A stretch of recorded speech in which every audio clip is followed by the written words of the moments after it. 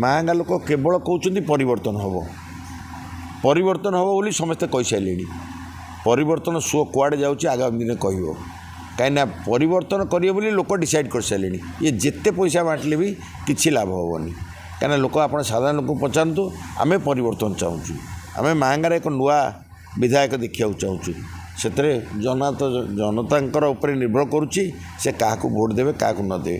ମୁଁ ତ କେବେ ଆଗୁଆ କହିବିନି ଯେ ଭୋଟ୍ ମୋତେ ଦେଇସାରିଲେଣି ବୋଲି, ସେ ତାଙ୍କୁ ନିଷ୍ପତ୍ତି କରିବେ। राज्य एवं निर्वाचन लहरी निर्वाचन को आखि आगे रखी नेता प्रस्तुत, मैदान प्रस्तुत और जनता प्रस्तुत एवं ग्राउंड रे मैदान रे नेता जनता पाखक बुलवा को लगे। रोड शो बाजा बजाई प्रचार प्रसार कले। तेज यार भितर माहांगा निर्वाचन मंडली को नहीं सस्पेंस देखा मिली। तेज आम बर्तमान माहांगा निर्वाचन मंडली जे टाणुआ नेता देवेंद्र कुमार साहू पाखे अच्छु कांग्रेस प्रार्थी सहित आलोचना करवा न्यूज 18 लोकल। आज्ञा आपको स्वागत करी न्यूज 18 लोकल।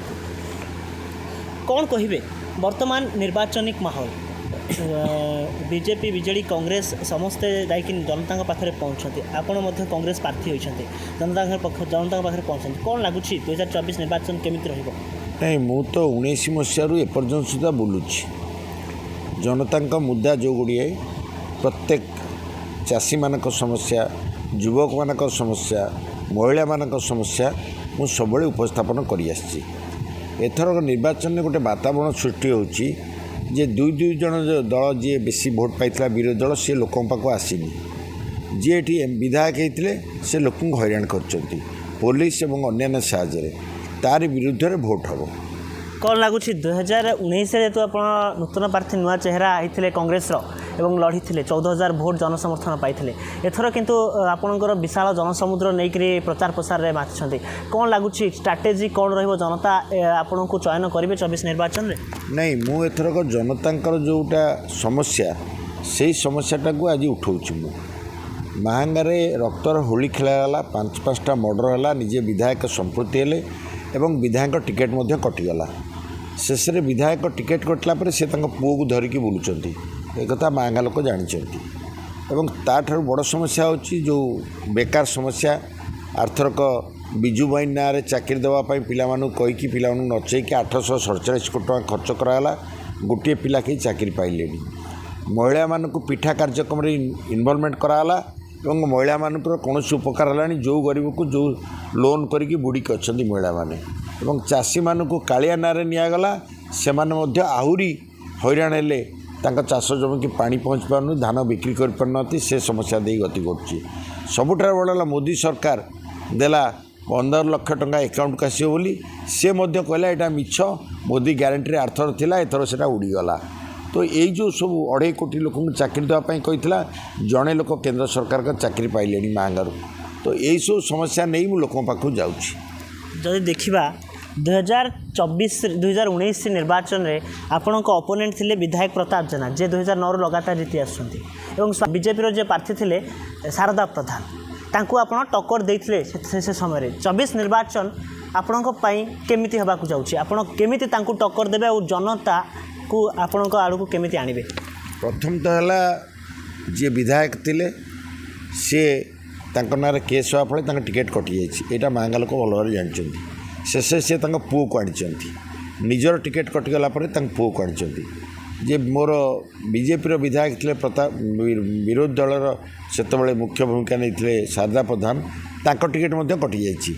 एथरक बीजेपी जड़े नुआ लोक एवं बीजेडी जड़े नुआ लोक किंतु से प्रताप जेना पुओ, ये 2 जन सहित मोर लड़े हम।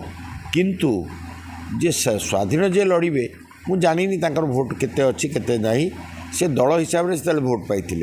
बर्तमान केते भोट अच्छी मुझे कहबी कहीं दल कहीं काटिला मुझे जानी ना। से परिप्रेक्षी लड़े हम प्रताप जेना पुओ एवं आमर बीजेपी जे कैंडिडेट अच्छा घड़ई नुआ चेहरा अच्छी संगे लड़े हम।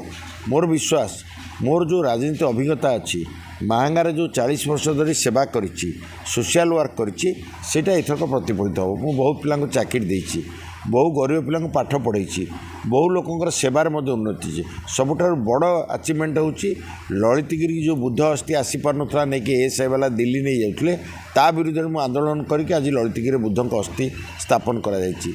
ଏବଂ ଓଳାଶୁଣୀ ଗୁମ୍ଫାକୁ କଂଗ୍ରେସ ବେଳେ ରାସ୍ତା ହେବା ପାଣି ଦିଆହେବା पर्यटन उन्नति हवा एवं आमर जो स्मॉल स्केल इंडस्ट्री आम जो करूँ लक्ष्मीनापुर गोटे ऑयल मिल करूँ सी बंद हो गला यही सब विरुद्ध रे साधारण लोक प्रभावित होती एवं मोर निश्चित विश्वास जनता निश्चय आम कांग्रेस को चॉइस करेंगे जेहेतु आपणक अपोनेंट रही बीजेपी नुआ चेहरा युव चेहरा सुमंत घड़ई एवं जे बीजेडी रे वर्तमान पाई प्रताप जेना जो बद हो टिकेट कटला पुओ को टिकेट मिली अंकित प्रताप जेना को एवं आउ जड़े चेहरा जे 2019 रे स्वाधीन बीजेपी रू लड़ी किंतु एबे स्वाधीन लड़िया अंटा भिड़ी कौन लगुच तीन जनक भितर एवं आपणकर टक्कर केमिति रहिबो मु स्वाधीन विषय किसी कहबिनी कहीं तार केते भोट अच्छी कौन अच्छी से दल से पाई भोट पाई ये दुई जन हेल्ले दलीय कैंडिडेट लोक सब महंगारे दलीय लोक पछे रही जिते स्वाधीन ठियाई भोट पाई कि हारी केबे महंगा इतिहास कहनी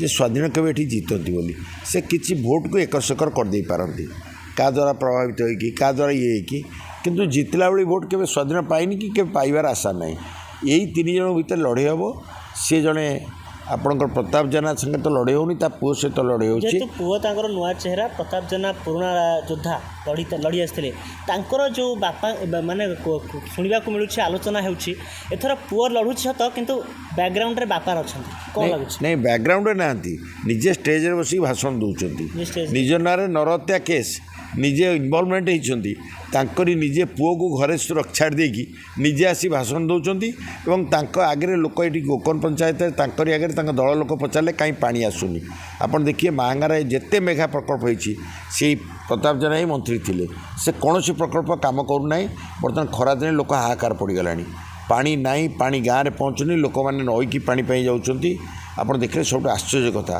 से कथा जन दल लोक गोकन पचारे बोली मारे जे शरत नायक जे विवादीय चेयरमैन जे भितर पशिले से मारे से लक्ष्य करूँ महंगा लोकंर केमती रिएक्शन होती साधारण लोक कौन दल लोक तो विरोध कर दल लोक पचार कहीं पानी आसुनी कहीं लोक मैंने समस्या भितर कहते इंदिरा आवास किए बिकी खाइला इंदिरा आवास किए नहीं जाइए दल लोक क्वेश्चन कर साधारण लोक सहित इनवल्व साधारण लोक समस्या को दल भितर विद्रोह होती दल लोक चाहते आम चेंज करने चाहूँ ये केवल दबे देवा चेष्टा करुँच नुहे आपड़ जितेबले मैदान में बुलूँ बर्तमान प्रचार प्रसार भी चली लोकों पाखक जाऊँ लोकंर कौन रिएक्शन आपते आसूँ लोक मैंने कौन आप नहीं लोक गोटे कथा महंगार बहुत कशस लोक किंतु महंगार किसी दिन है लोक डरी जाइए मु लक्ष्य करुँची महंगा लोक केवल कहते परिवर्तन हम बोली समस्ते कही सारे परिवर्तन सो कुआड़े जाऊँच आगामी दिन कह कहीं परिवर्तन करेंगे बोली लोक डिसाइड कर सारे ये जिते पैसा बांटले भी किसी लाभ हेनी कहीं लोक आप साधारण लोक पचारतु आम परिवर्तन चाहूँ आम महंगार एक नुआ विधायक देखा चाहूँ से जनता उपर निर्भर करुच्ची से क्या भोट देवे क्या न देवे मु तो कभी आगुआ कहबिनी जे भोट मत दे सारे बोली सी निष्पत्ति करेंगे सेपटे से कुआलिया पूर्वतन मंत्री कहीपर मुझे जीति सारे 60-70 हज़ार मुझे कथा कहबिनी से समुदाय तो विरोध में गला थर लक्षे भोट होता विरोध में सी लक्षे पाई विरोधी लक्षे पाई से 70 हज़ार केम जीतीगले हिसाब कर पुलिंग हम कि 2,20,000 ରୁ 60% पुलिंग हम से 70 हज़ार पाइले अन्य कहीं पाइबे एत भल कम करते लोक भोट देदेवे से कोया कहते मुझे 70 हज़ार जमती अमित शाह आसिक कहले 120 ये सेमती कहते कहीदि आगे 70 लोक भर धारणा सृष्टि हो मुझे 70 हज़ार जीतबी से जानिले 70 हज़ार हारिया कथा से कहते 70 हज़ार जोटा हारे से बुली कहते 70 हज़ार जीते बोली आपको लगुच कांग्रेस पूरा कड़ा टक्कर दब बीजेडी को बीजेपी को एक आपण ही कहींपर कहीं आपड़ जनता पाखु जाऊँच आम जो दल लोक जाऊँ आम दल लोक आम जीति बोली आम कौन कह हारू बोली किंतु जनता कौन कहते आप निजे लक्ष्य करूँ जड़े आप मीडिया भाई मत कहले मुझे निश्चित कहले बुलिली हाट सारा समस्त कहते आम परिवर्तन ताल परिवर्तन कौन प्रताप जेना पुओ ना प्रताप जेना निजे ना आउ किए से मुड हो लोकंर लोक माइंड मेक कर सारे परिवर्तन करेंगे परिवर्तन स्व कुआड़े जाऊँगी भगवान ही जानते से कहली एथर परिवर्तन सुनिश्चित देखा मिलूँ कांग्रेस जितेबले रैली में जाऊँच हजार हजार जनसमर्थन युव चेहरा एवं लोक मैंने समर्थन कर कौन सत नहीं आपण जदि मीडिया भाई मैंने जाऊँच फोटो नौकरी ଫଟୋ ମଧ୍ୟ ପଡ଼ୁଛି ସୋସିଆଲ ମିଡ଼ିଆରେ, ଟିଭିରେ ମଧ୍ୟ ଦେଖାଉଛି, ନ୍ୟାସନାଲ୍ ନ୍ୟୁଜ୍ରେ ଦେଖାଉଛି। ଆପଣ ସେଇଠୁ ଅନୁମାନ କରିବେ ଯିଏ ଯାଇଥିବ ଆଖିରେ ଦେଖିଛି, ଯିଏ ନ ଯାଇଥିବ ମଧ୍ୟ ସେ ସୋସିଆଲ ମିଡ଼ିଆରେ ଟିଭିରେ ଦେଖୁଥିବ। ସେଇଟା କ'ଣ ମିଛ ହୋଇପାରେ? ଆମେ ତ କେଉଁଠି ଘରେ ବସିନୁ, ଆମେ ପ୍ରତ୍ୟେକ ଦିନ ଗାଁ ଗାଁ ବୁଲୁଛୁ। ସେଇଠୁ ଆପଣ ଜାଣିବେ ସେଇ ଯେଉଁ ଲୋକ ସଂଖ୍ୟା ଆସୁଛନ୍ତି। ଆମେ କ'ଣ ଇନ୍ଦିରା ଆବାସ ବାଣ୍ଟୁଛୁ, ଆମେ କ'ଣ ଟଙ୍କା ବାଣ୍ଟୁଛୁ? ଲୋକ ଆମକୁ କାହିଁ ଆସୁଛନ୍ତି ଦେଖିବାକୁ? ଲୋକ ପରିବର୍ତ୍ତନ ଚାହୁଁଛନ୍ତି। ସେଇ ପରିବର୍ତ୍ତନ ଶୋରେ ଆମେ ଠିଆ ହେଇଛୁ। ଦେଖାଯାଉ ଭଗବାନଙ୍କ ଇଚ୍ଛା। କିନ୍ତୁ ମୋର ବିଶ୍ୱାସ ଲୋକ ନିଶ୍ଚିତ ଭାବରେ ଏଠି ଯିଏ ବିଧାୟକ ଥିଲେ ତା ବିରୁଦ୍ଧରେ ଭୋଟ୍ ଦେବେ ଏବଂ ପରିବର୍ତ୍ତନ ମଧ୍ୟ ହେବ। କଂଗ୍ରେସ ମାହାଙ୍ଗାରୁ ହଜିଯାଇଛି, ବିରୋଧୀଙ୍କର ଯେଉଁ ପ୍ରତିକ୍ରିୟା ରହୁଛି ଆଲୋଚନା କରୁଛନ୍ତି, ସେ ନେଇ କ'ଣ କହିବେ ଆପଣ?